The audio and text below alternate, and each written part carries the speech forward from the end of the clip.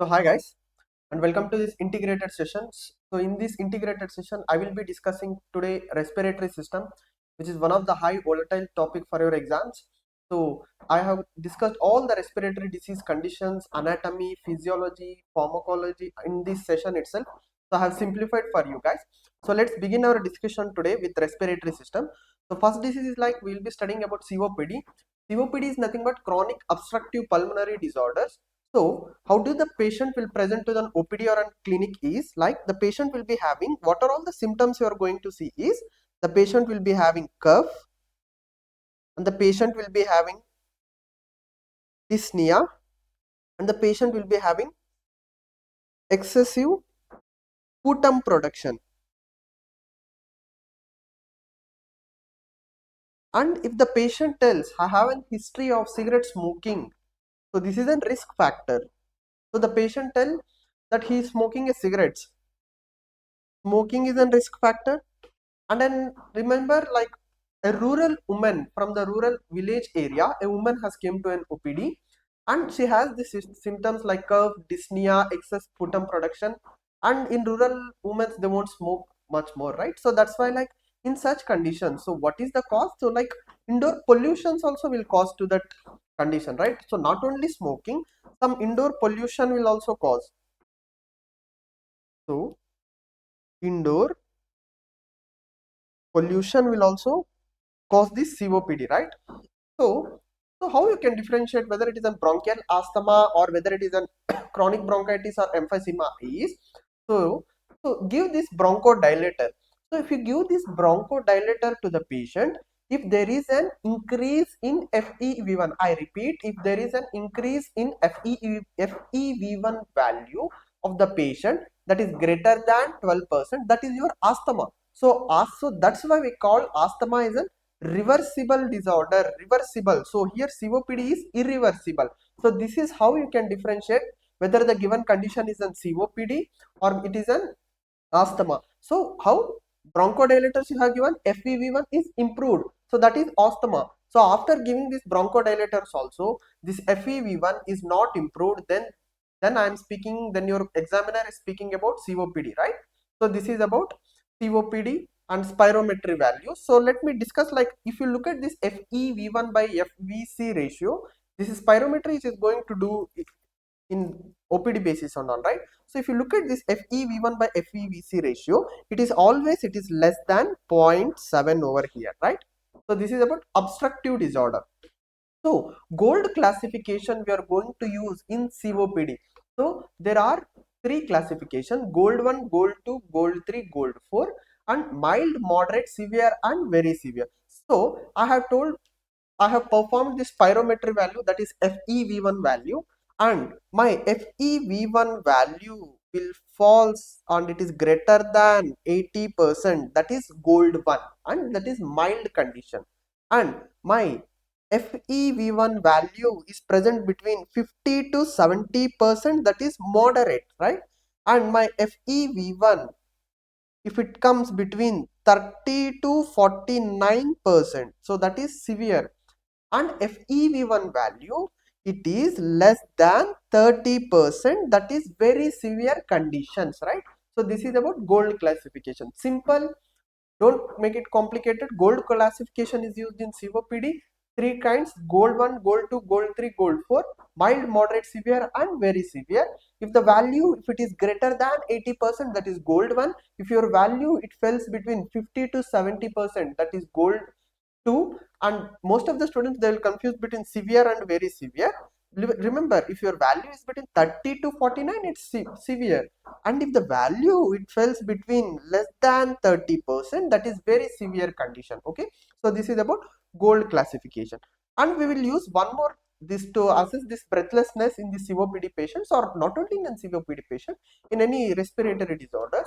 So like MMRC grades, MMRC is nothing but Modified Medical Research Council. So they have given some grades for dyspnea. Dyspnea is nothing but difficulty in breathing. So that score, it starts from 0, 1, 2, 3, and 4. So for what condition you are going to assess what score and all, I will be teaching now. So if the person is doing any strenuous exercise, right? Strenuous exercise strenuous exercise.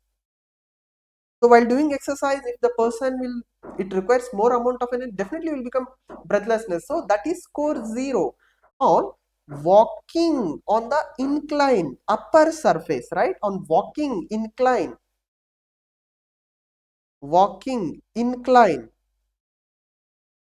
or walking fast.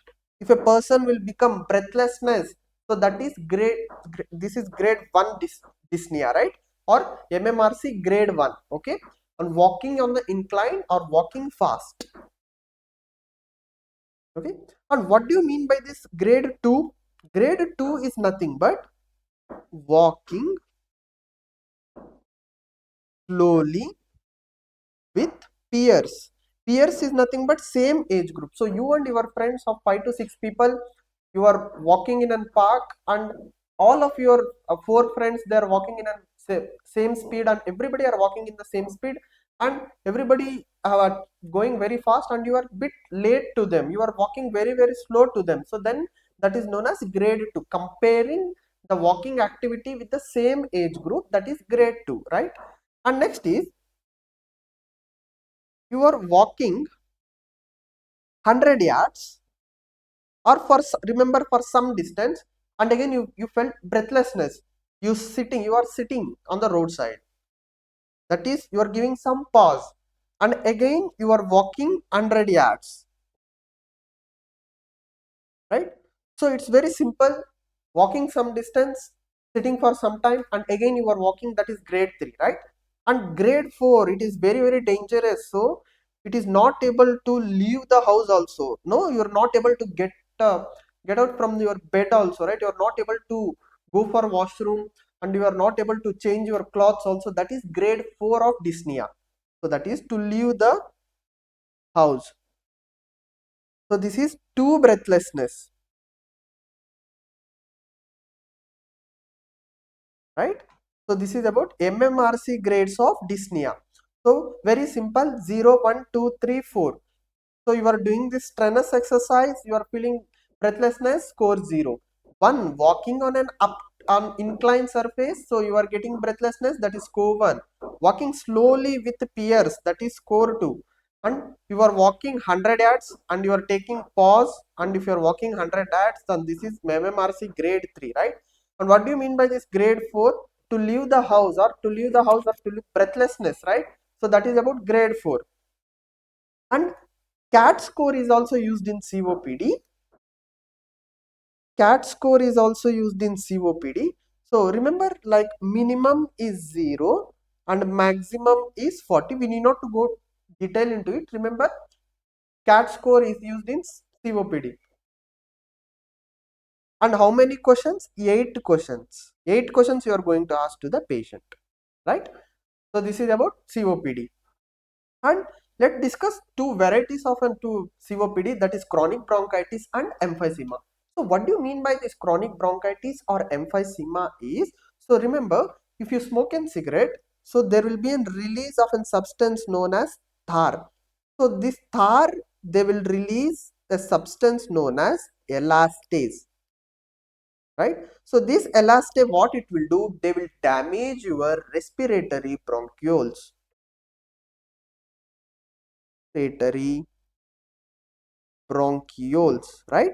So this is a pathophysiology, how the tar will damage. So if this same tar, it will damage your cilia, then you will get chronic bronchitis. Very simple. So we all know cilia is a cleaning mechanism. No, it has continuous beating property, and it helps in the peristaltic movement of the substances, and it also helps to cleaning the lungs. So if cilia is get damaged, cleaning does not occur, and this beating property do not occur properly, and it causes stasis or stagnant. This all the lung secretions, they will become stagnant. So because beating property, cilia is responsible for the movement. So all your mucus and all get accumulated in the lung itself, right? So that's why this causes stasis. So whenever stasis or mucus is present, that will cause lung infections, and there will be an excess mucus production. excess mucus production. Okay, so this leads to hypoxia in this patient. So this hypoxia, what whenever hypoxia is there and there will be an increase in erythropoietin, so that's why if you check the blood value, so you will be getting polycythemia, right? So this is the feature over here.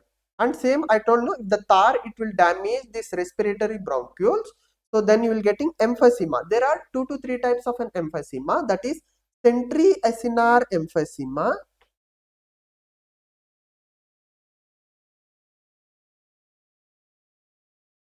So this is the emphysema which is common in smokers.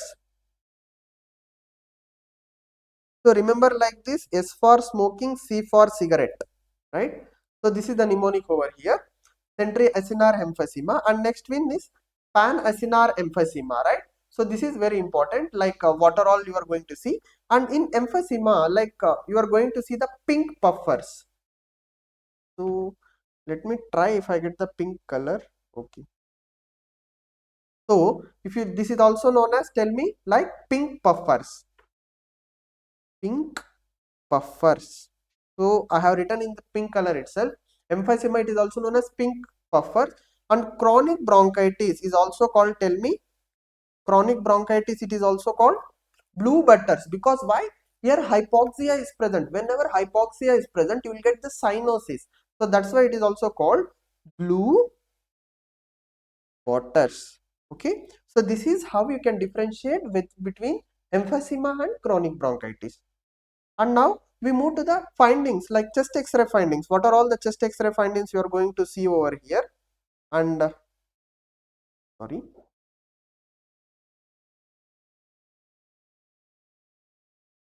So, so what are all the chest X-ray findings you are going to see here? The diaphragm will become so more like, so remember, carbon dioxide is coming, sorry, oxygen is coming inside the lungs, but it is not going out because this obstruction is present over here. So that's why you will get hyperinflated lungs. Okay.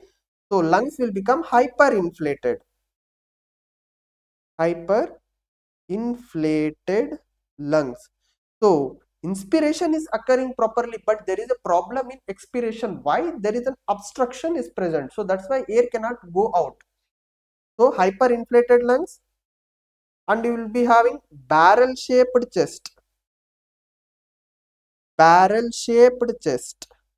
So what do you mean by this barrel shaped chest is, in you and me, transverse diameter is more than AP diameter, but in this patient the AP diameter of the chest is more than transverse diameter. This is known as barrel shaped chest. And this is about lung findings, chest X-ray findings. And how do you treat? So definitely you have to, patient is having difficulty in breathing, so that's why you are going to give oxygen. So low flow oxygen at 1 to 2 liters per minute. So this is an agent which decreases mortality. So if you give the oxygen, so oxygen is an which decreases the mortality in COPD patient, right? And again you are giving to some drugs that is known as triple, means 3 inhaled therapy. So that is about LABA, LAMA, and inhaled corticosteroids, right? So this is about COPD. And next, pneumonia. So most common community acquired pneumonia is organism is your pneumococcus. So if it is not there, then you go for mycoplasma also, right? And most common hospital acquired pneumonia is staph aureus, and when it occurs after 48 hours of admission, right? This is an hospital acquired pneumonia. So there are like 4 stages in pneumonia: alveolar edema, red hepatization, gray hepatization, and resolutions. So what do you mean by this? Like tell me, alveolar edema is nothing but there is an exudates. If the exudate is present in alveoli, so what basically happens in pneumonia is your alveoli, we all know alveoli is like gaseous exchange. So it helps in gaseous exchange, like carbon dioxide elimination, oxygen and all that. So this is the side. In this alveoli, the fluid will get filled in this alveoli, or in the, it may be in pus also get filled in this alveoli. That is known as pneumonia, fluid in the alveoli, right? So this is about pneumonia. So what do you mean by this alveolar edema is there is an exudate is present in the alveoli. So what do you mean by this red hepatization is the texture of the lung, the texture of the lung will remain same as the texture of the liver, right? So that is known as red hepatization. Hepat is something which is related to the liver, right? So here what happens, RBCs plus polymorphic neutrophils is present. So this is red hepatization. In gray hepatization, what will be happen? RBCs will undergo lysis, right? In resolution is nothing but disease is gone. So lung alveolar macrophages, they'll destroy these bacteria. Alveolar macrophages,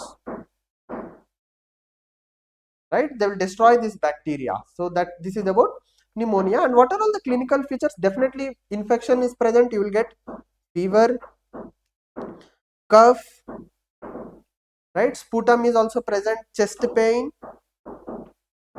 shortness of breath, right? On examination, like respiratory rate will get increased and tactile fermentase will get increased in pneumonia. And what about air entry in pneumonia? Very important. Air entry in pneumonia. Air entry is normal. Yes, air entry is normal in pneumonia. Don't answer whether it is increase or decrease. It is normal in pneumonia. And what about the breathing pattern? So, bronchial breathing is seen in, tell me, bronchial breathing is seen in pneumonia. So what do you mean by this bronchial breathing is, if you and me, we breathe, this is inspiration and this is expiration. There is no gap between inspiration and expiration. This is known as vesicular breathing, and this is a normal phenomenon. But if the patient is having pneumonia, if they breathe inspiration, expiration, you can find this gap is present over this audible gap is present over here, right? So this is audible gap is present, this is inspiration and this is expiration, right? So this is known as bronchial breathing.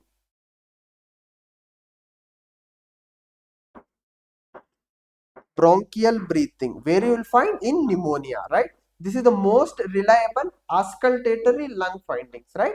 So this is about pneumonia. And look at this, you can find this patchy infiltrates over here, right? This is about pneumonia lungs. So then this is about consolidation. Don't worry, I will take all the chest x-ray classes at the before going to your exam. So definitely I will take all the chest x-rays. You will get definitely one x-ray for your exam. So I will make you thorough in the chest x-rays. So this is about pneumonia, right? And next, curve 65, where you are going to use in pneumonia. So why it is used? To know for not for the treatment, whether the patient should be like he should be admitted in the hospital or OPD basis or IPD basis, right? So what does this C stands for? So what does this C stands for? C stands for confusion. What does this U stands for? Tell me. U stands for blood urea nitrogen, and R stands for respiratory rate, and B stands for blood pressure, right? So if your blood urea nitrogen value is greater than 7 millimoles per liter and respiratory rate greater than 30 per minute, and what does this 65 stands for? Age should be greater than 65. And what does this BP? Should be less than 90 by 60 mm of Hg. Okay, so these are all the parameters that you will be in curve 65 score. So we know age should be greater than 65, right? So nowadays this confusion, by looking at the patient you can tell. Respiratory rate also we can calculate within minutes, and BP also we can calculate, but this bun, it is required some time to come, no? So this value, it's required some more time to come. So that's why nowadays we are not using this CURB, we are using this CRB. 65 score. So same, like why we have removed is, so it will take some lab reports, it will take some delay, no, so we cannot wait that much. So that's why we are doing this CRB 65 score. If your curve 65 score is 0, so how do you manage the patient? By through outpatient department, right? If your curve 65 score, if it is 1 to 2, then you are going to treat in inpatient basis. And if the curve 65 score it is greater than or equal to 3, then you are going to treat on ICU basis. Okay, so this is about management over here. And what is the treatment? Tell me treatment.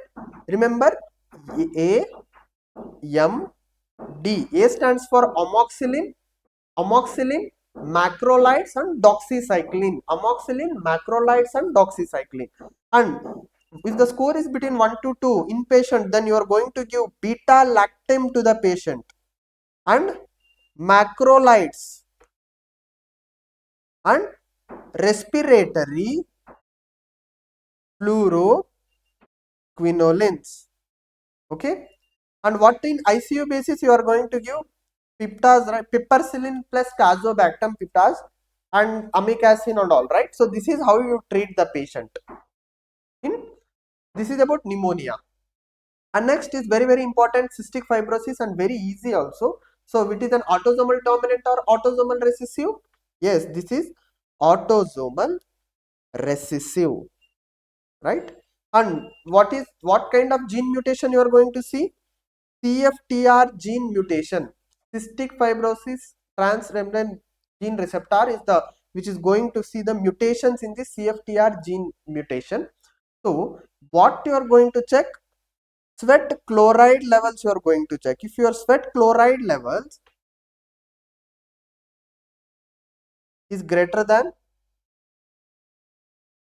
60 milli equivalent per liter. So this is about, that is a diagnostic feature of cystic fibrosis. CFTR gene mutation, very important. What do you mean by the CFTR?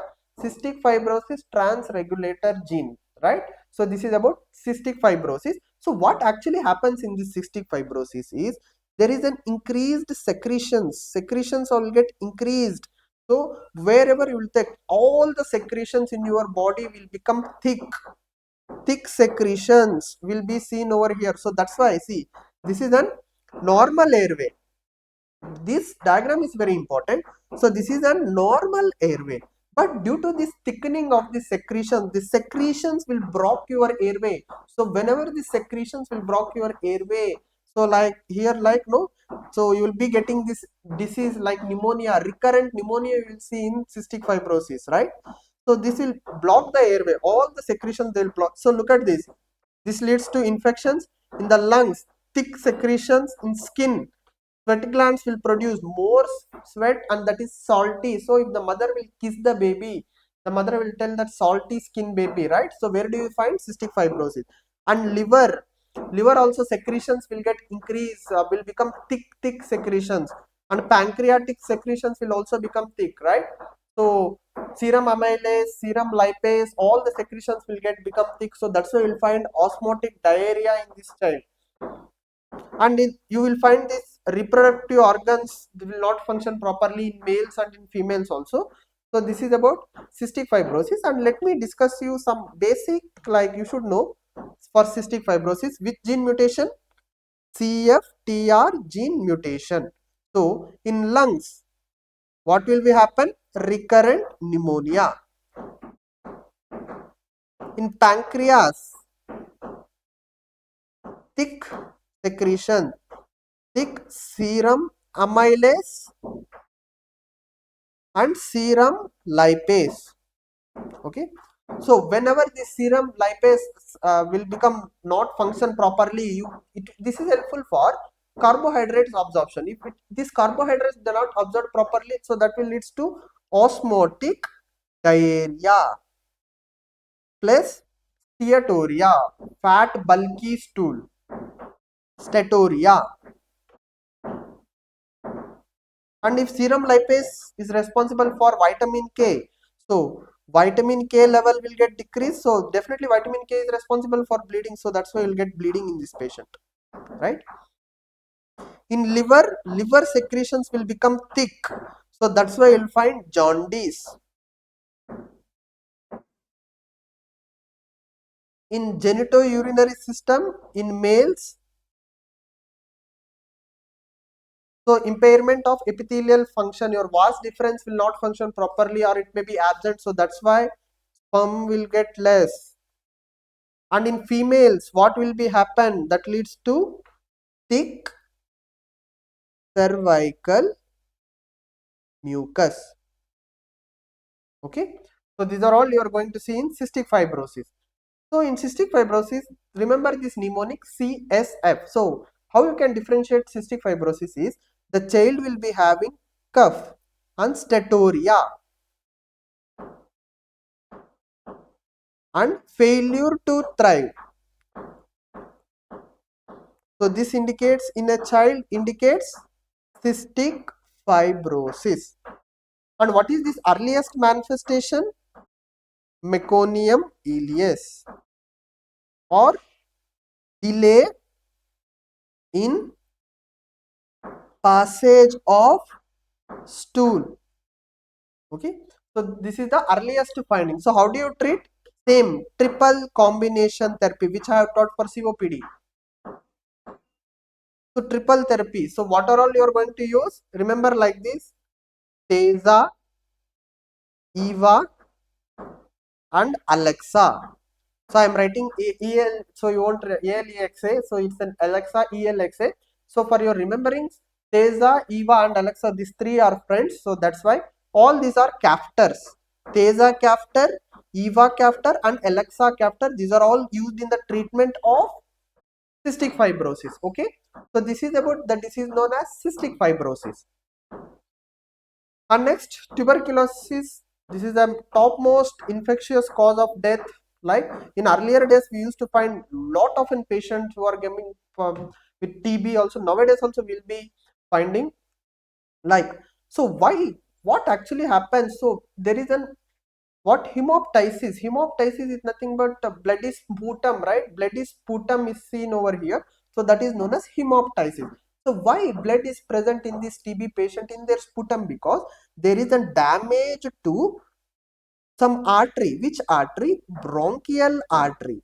So that is bronchial artery will get damaged where? In tuberculosis. So that's why you will get hemoptysis.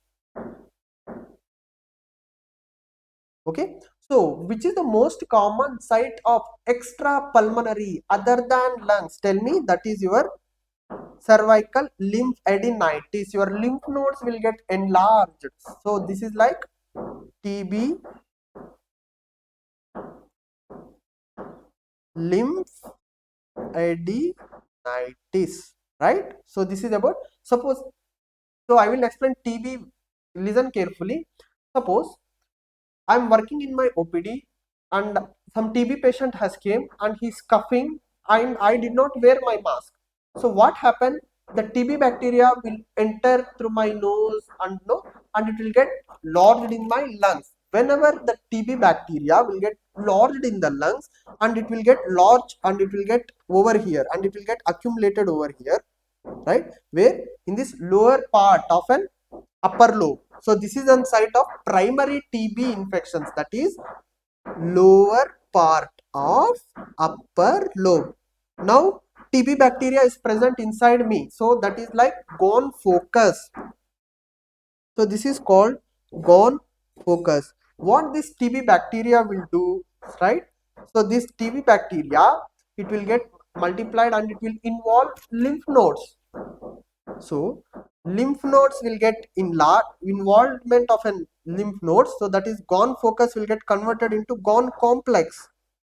So what this TB bacteria will do, they will involve these lymph nodes, and next step is your lymph nodes will get enlarged, and my immunity is good. I am young and my immunity is good. So that's why this bacteria, my body's own mechanism, they will put some calcification. So this calcification will occur around this bacteria, around this gone focus. So that is called as Ranke complex. So these are all the stages.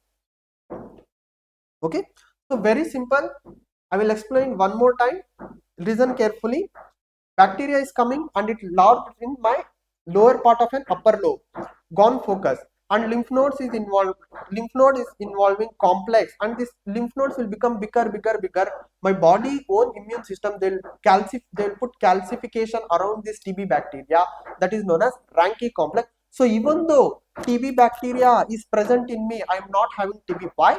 The bacteria cannot multiply, it cannot come out from these calcified boundaries.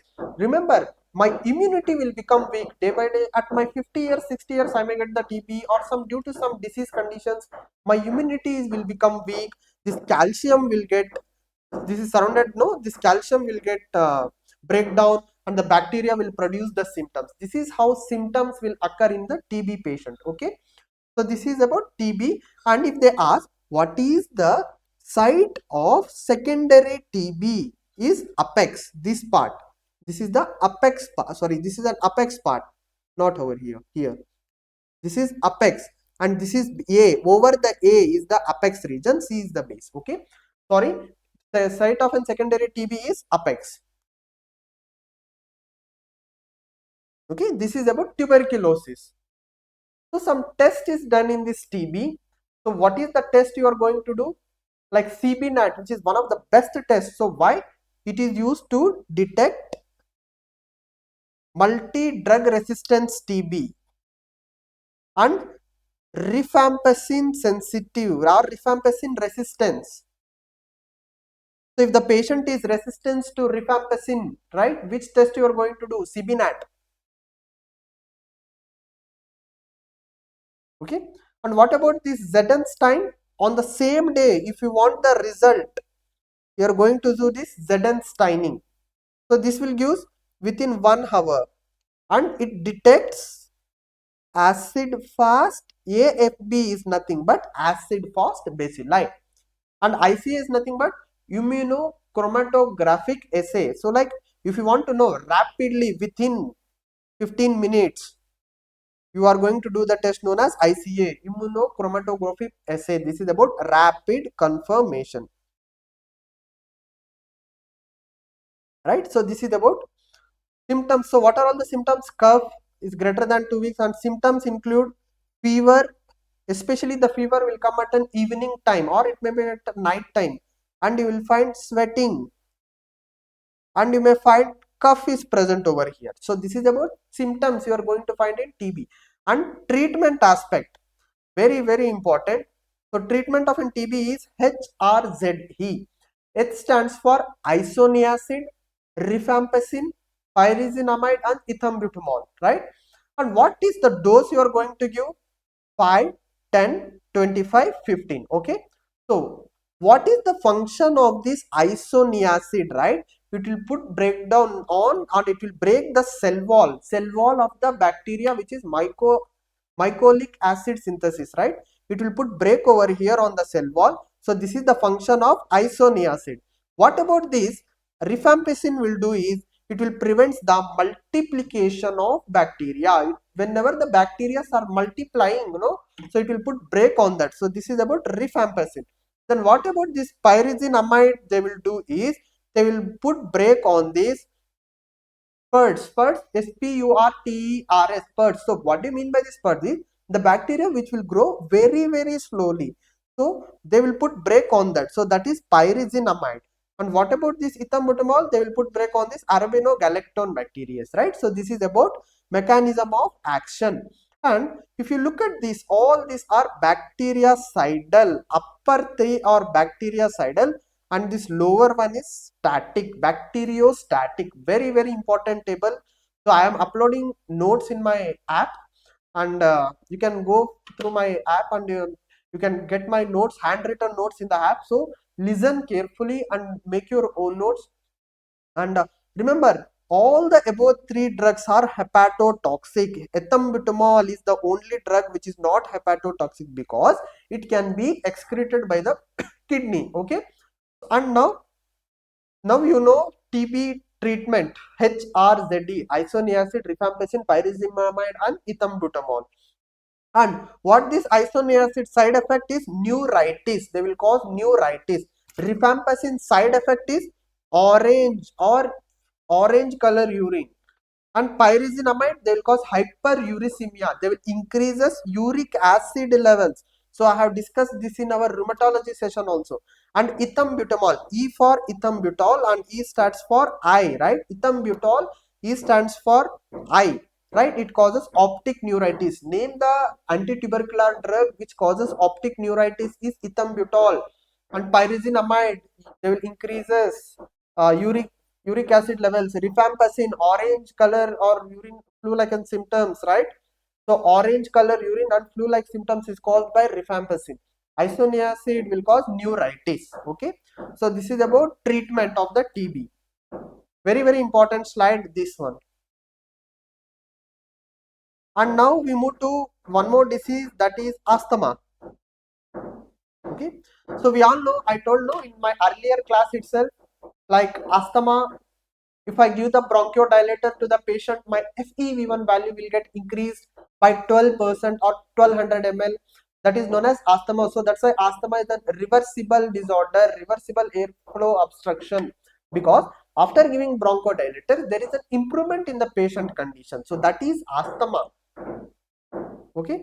So and there are like two drugs like GINA guidelines, GINA. GINA guidelines is used in asthma.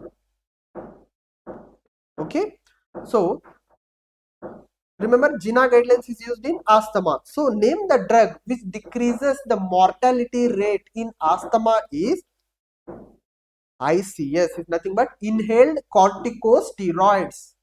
Inhaled corticosteroids. And reliever is nothing but exacerbation is neutralized. That is known as reliever. For relievers, what you are going to do? What you are going to do is you are going to give inhaled corticosteroids or formoterol. So this will produce immediate relief.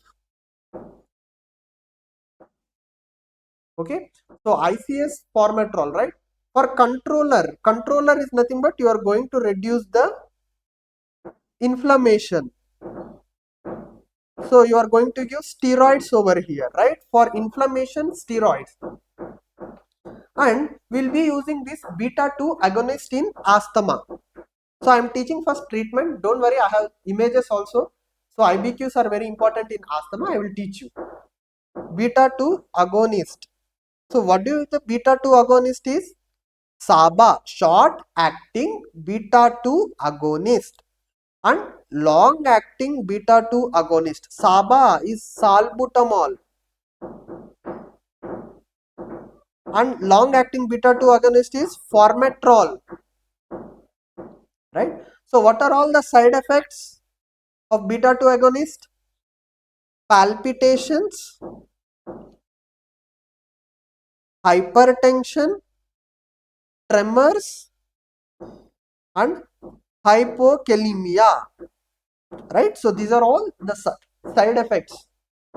So you know in which condition, so to decrease ICS, to controllers are nothing but we know there is an inflammation. To reduce that inflammation, you are going to give inhaled corticosteroids over there, right? And now this is very important, please go through this table once. So when you are going to tell mild, severe, imminent respiratory arrest, very, very dangerous and emergency condition is imminent respiratory arrest, and it is also called as status asthmaticus. Status asthmaticus, right? So nowadays we are not using this term status asthmaticus. And remember, if the child will talk the sentences, he is able to talk the sentences, that is mild. If the child is able to tell only words are monosyllabus, severe. It cannot at all talk, that is very dangerous. And alertness, if the agitation is present, that is mild, plus or minus. It may be present, it may be absent. So that is mild. If agitation is present, that is severe. If drowsy, that is imminent respiratory arrest. And remember, the characteristic feature is wheeze. Wheeze is the characteristic feature of asthma. Wheeze is nothing but loud rhonchi. If you hear this loud rhonchi during inspiration, that is your mild variety, right? And if you hear this rhonchi in inspiration and expiration, that is your, tell me, severe variety. So what do you mean by this imminent respiratory arrest? That is also called silent chest. So silent chest, where you are going to, this is a very very dangerous. So remember, the mother like as has come to an OPD and she told like, sir, previously my baby I have, while sleeping, no, I found there is some disturbance in the lungs of my baby. My baby has some sounds, no. So mother don't know whether it is a wheeze or not, and after 2 to 3 days she neglected and the baby become drowsy, and she thought that my child is completely fine, so that sound, no, that wheeze is also lost without treatment only, so she will think something infections they came and it went by its own. So that is very very dangerous. So now I am talking about silent chest. Silent chest is very dangerous condition. If the child come with this silent chest, no, you should think it is a dangerous or status asthmaticus. And if you look at these values, you can see here it is less than 25% and here it is less than 40, 70 to 80 and all, right? And this is about mild, severe and so this is very important, silent chest. So this is about asthma, and now let me show this. What is this? This is a peak expiratory flow rate and this is available in Flipkart, Amazon and all. The patient can check out uh, their breathing difficulty by using this pffer and all. So when you will call this mild, if your FEV1 value is between 70 to 80%, if it is between 40 to 69, that is moderate. Severe, it is 40. Or imminent respiratory arrest. When you are going to tell this, it is an imminent respiratory arrest if your FEV1 value is less than 25%. Okay. So how do you treat here? There is no need of mechanical ventilation. So here there is a need of mechanical ventilation. Okay. This is the how you are going to treat the condition. So now you know asthma. No, very very important. Like this, the pulsus paradoxis is seen in which condition? In asthma also we can see. So in which phase? This is imminent respiratory arrest. Okay. And very very important slide. And PEFR is also very important. Peak, what do you mean by this PEFR? Peak expiratory flow rate. Okay, peak expiratory flow rate. And next, one more test I will do in this tuberculosis. So that is known as Mantoux test. Mantoux test is also known as tubercular skin test, TST. So what I will do is, I will inject this 0.11 tubercular unit of purified plasma duration. Then look at this. It's very simple. I am injecting zero point 0.1 ml of this tubercular protein to a patient. So I will check the induration. So I will intradermally. So how you are going to do this test? Intradermally, right? 0.1 ml of this purified plasma derivation, right? So I injecting intradermally. I got this induration. Induration is nothing but redness, no? So it will form like blister, not blister, like type of an blister. And if the induration I should measure after 72 hours. So I will get the result after 72 hours. If the induration is between less than 6, then negative. Then the test is called negative. If the induration is 6, so previously 5 to 10 they used to do, no? So now it's like 6 to 9. Some books they have made, most of the books, like if you are preparing for NCLEX and all, they will be using 6 values only. So if it is less than 6, that is negative, and it is 6 to 9, that is doubtful. Okay. And greater than 9, that what does it indicates? It indicates positive for tuberculosis, or it indicates current infection with TB patient. Okay. And if the induration is greater than 5 mm in, it is considered as positive in HIV positive patient and recent contact with TB patient and in immunocompromised patient, suppressed. So in drug abusers, if it is greater than 10 mm, I can call it as positive. Okay. So this is about TB Mantoux test. And now some flow volume curves there is there. So this is very like until now not us, but there may be chances of an asking. So this is a normal curve, inspiration and expiration. So this is also normal. This is a red wall is normal and black. So look at this curve. So this is like bit small. So this indicates restrictive lung disorder, right? And now come to this. This is red one is normal, but if you look at this, no, look at this. If I tell the patient to breathe in and out, you can find this scooped out pattern. Scooped out. Scooped out is nothing but take an ice cream, and if you take the bite through your spoon, no, it will come like scooped out pattern. So this is an indication of obstructive lung disease. Very, very important. So this is most important for our exams. So this indicates obstructive disease. Obstructive disease. Obstructive lung disease. So this is very important for our exam, like scooped out pattern where you are going to see in COPD patients.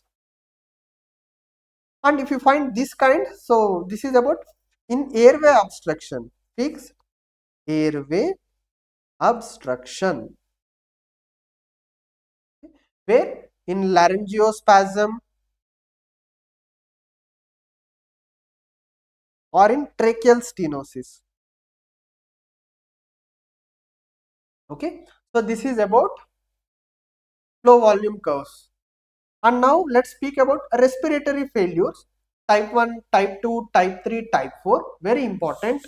In type 1, oxygen is less, sorry, in type 1, decreased in oxygen, in type 2, decrease in oxygen. So on the basis of oxygen, like I cannot decide whether it is an type 1 or an type 2, okay, but based on this CO2 value is very, very important for us. Here it is normal, or it may get decreased over here, but in type 2 respiratory failure, the CO2 values is raised over here, okay, very important, right?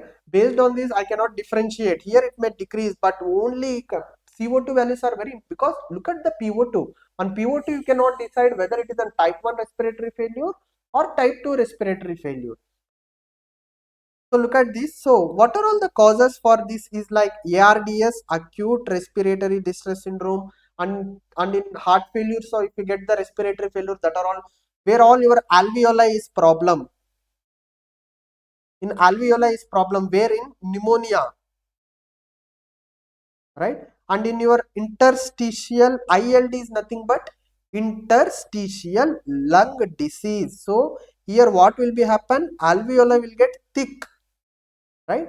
So this is about type 1. So let us remember for type 2 examples are like COPD, chronic obstructive pulmonary disorder, and severe asthma, that is like status asthmaticus, which I have explained, no, silent chest. So severe asthma will comes over here. And if central, if brain is not functioning properly, then you will get type 2. And if there is an injury to your diaphragm, diaphragm is very, very important, diaphragmatic injury,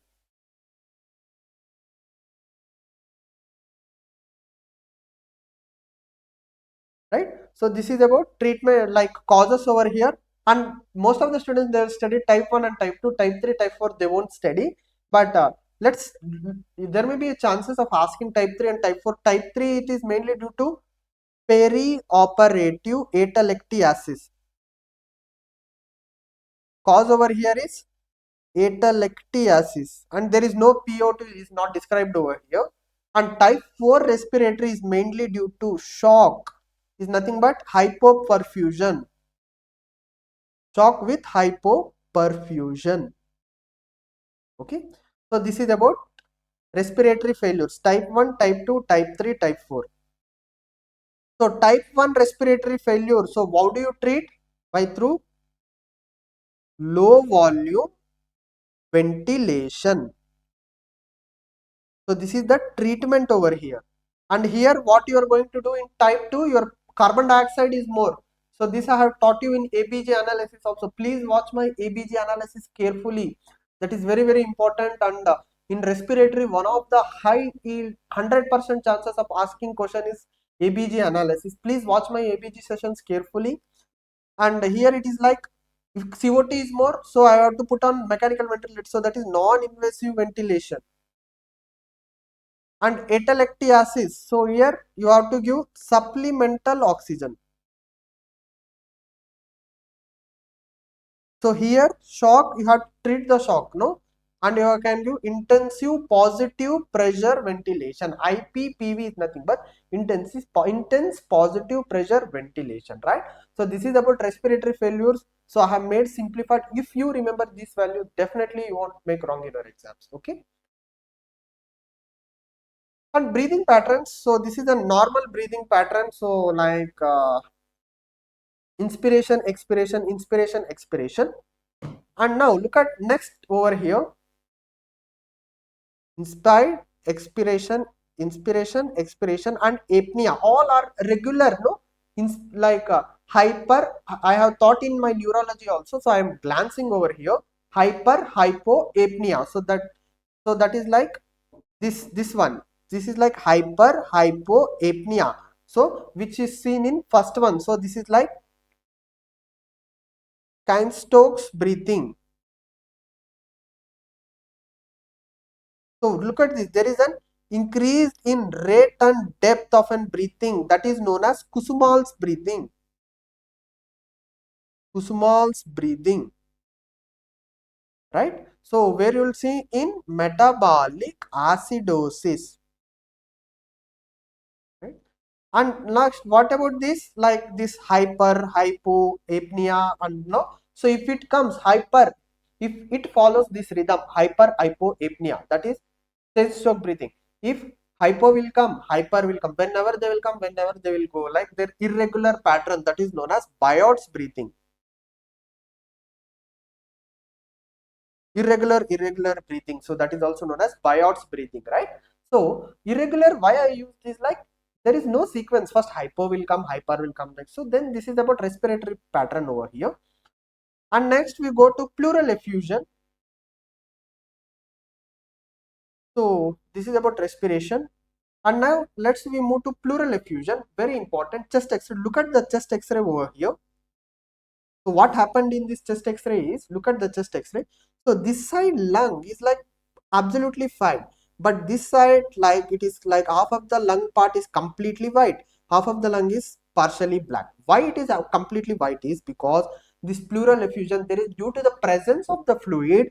Here the fluid is present, no? So that's why there is a pleural effusion. So that's why the lung is looking white. If you look like half of the lung is looking white, and you find like this is due to the presence of a fluid. If the fluid is present in an X-ray, it will look the white over here. So this is the reason in pleural effusion. So what is this? So here one curve is present. No, this is known as Ellis curve. So this is known as Ellis curve, where you will find in pleural effusion. And you can also see, no, so look at this. So you can also see this sign. So this is also known as meniscus sign. Okay, so Ellis curve and meniscus sign is seen in pleural effusion. So what actually happened is, look at this, there is a blunting of this costophrenic angle. I will erase it and show you properly. So look at this. So there is an, so I will zoom it. So look at the chest X-ray over here. There is a blunting of the costophrenic angle where in pleural effusion. So that's why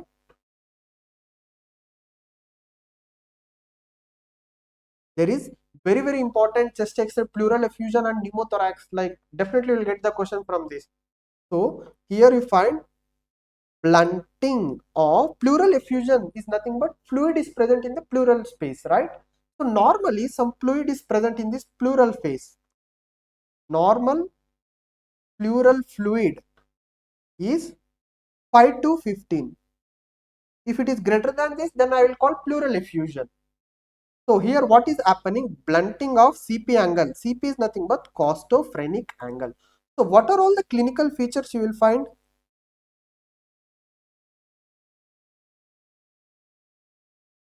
What are all the clinical features you will find? So dullness and stony dull percussion. So why stony dull percussion? It's like fluid or water is present over here. Fluid is present. So it's like taken fluid in the water bottle and just tap it over here. No, you will get some stony dull sound. So that is called stony dull. Stony dullness on percussion. And tracheal shift, so I won't. We will be selling in. We'll be studying in all other disease condition, but these are all the main which you should remember. Dullness, blunting of an costophrenic angle, and diminished breath sound. I am not using absent breath sound. If I tell absent breath sound, then you have to think about pneumothorax. I am telling diminished breath sounds over here. Diminished breath sounds. You are going to see over here. And inaudible sounds, diminished is nothing but inaudible, right? I am not using absent. Breath sounds are present. And how? And there is some variety, like there are two types of this pleural effusion. One is your transudate. So I am discussing detailedly because it is very important. And transudative variety and exudate variety. So in transudative variety, what will be happen is, so remember, here two pressures are present, hydrostatic pressure and next one is oncotic pressure. So in transudative variety, so what will be happen here? Fluid is coming out and fluid is observing in. So this will happen in the lungs, right? So there is a balance between, in between hydrostatic pressure and oncotic pressure. If that balance will get disturbed, there is an increased hydrostatic pressure, more amount of fluid will come, right? So that leads to pleural effusion. So there should the balance, if there is a disturbance in this hydrostatic pressure or oncotic pressure, and if there is an imbalance in this pressure, that is known as transudative variety. And what about this exudate is nothing but if the inflammation will, due to the inflammation, there is an fibrin is present. Inflammation, fibrin is present. Fibrin is rich in clot, no? So this leads to fluid accumulation. So this is a transudative and exudative variety. Now you know, due to inflammation, exudative, and due to imbalance in this pressure, that is transudate variety. And which criteria is used over here to differentiate? Very important. Light's criteria is used in pleural effusion. So here what you are going to do, like you are going to differentiate whether it is a transudative variety or exudative variety. So what are all you are going to check? Pleural fluid protein, LDH and LDH. Okay. So I will rate it only 2. So you will get, it will be very helpful. So I will take this pleural fluid protein and serum protein and pleural fluid LDH and serum LDH. And my value, if it is greater than 0.5, then this is exudate variety. Okay, 0.5, 0.6, protein 0.5, LDH 0.6, that indicates exudate variety. If the value is less than 0.5 or less than 0.6, so that indicates transudate variety. If